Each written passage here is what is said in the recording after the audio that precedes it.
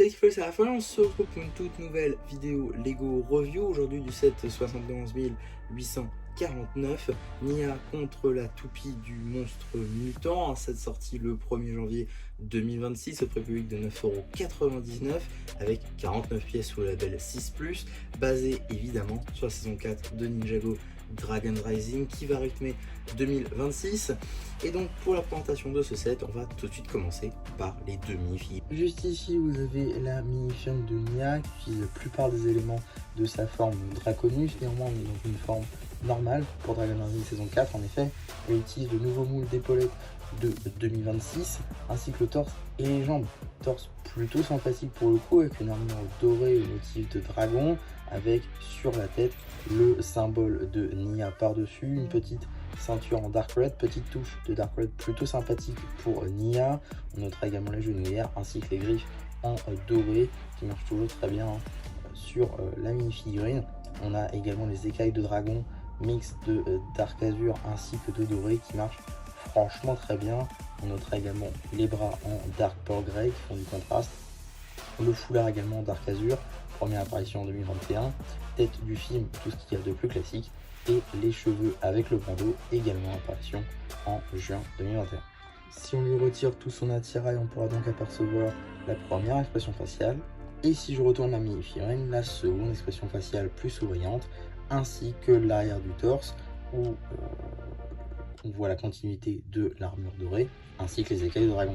En termes d'accessoires, ce sera une lance dorée. Juste ici, vous avez la minifigurine du monstre élémentaire mutant, et également beaucoup de nouveautés 2026 dans ces figurines. Pas tout néanmoins, effectivement, on va réutiliser le moule de chapeau qui est apparu l'année dernière, ici utilisé sur le film de Rox et Cure, mais du coup réutilisé, voilà, donc il n'y a pas de recolor ou quoi, c'est la même pièce. Néanmoins, tout le reste, c'est tout nouveau, avec donc une tête de Big Feet pour changer. C'est la première fois dans Ninjago, et également la première fois dans cette couleur là, avec de très belles topographies, hein. C'est vraiment mutant, monstre, monstrueux, c'est franchement du plus bel effet. Également le torse, très belle topographie avec cette espèce de dents un petit peu ci et là, et un peu cet aspect liquide aussi dans son torse, qu'on retrouve également sur le bras transparent à votre droite, et également de très belles topographies sur les jambes, donc peut-être un peu plus simple. On notera également les griffes au niveau des pieds. Si je retire le chapeau, vous pouvez donc mieux apercevoir les topographies de la tête, et franchement, voilà, c'est juste monstrueux, ça marche super bien. Je pense que globalement, cette figurine peut vraiment être dans les meilleurs de l'année 2026 pour le coup, vu son niveau de détail et de topographie. Et on retrouve globalement les mêmes détails qu'à l'avant, mais cette fois-ci à la torse, hein, du coup avec ses dents, l'aspect liquide également qu'on retrouve. Voilà, là encore une belle figurine. En termes d'accessoires, ce sera le même moule de griffes que pour Wolverine, mais en vert. Néanmoins, ce n'est pas nouveau, c'est déjà apparu sous quelques références autres que Ninjago.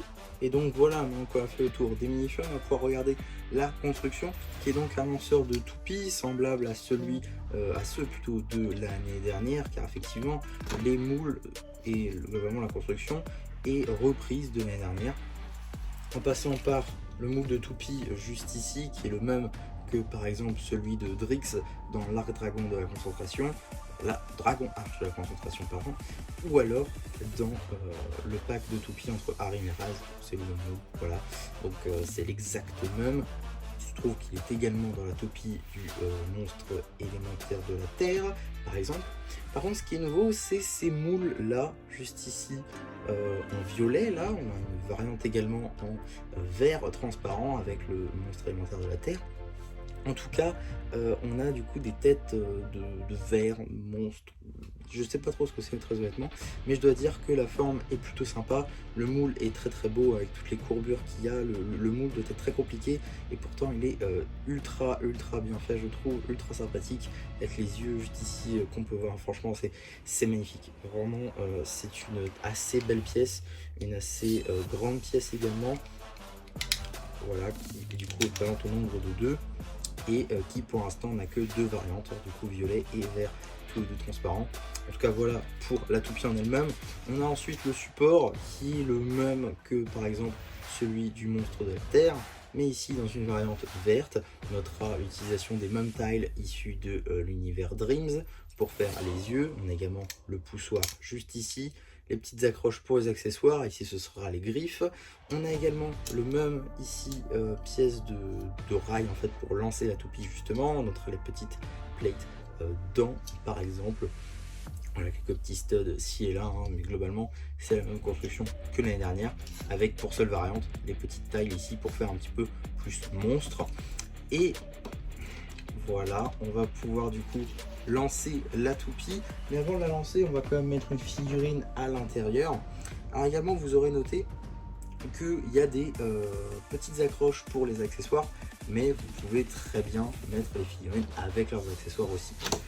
Et voilà, pour du coup lancer la toupie, ça marche toujours aussi bien, hein.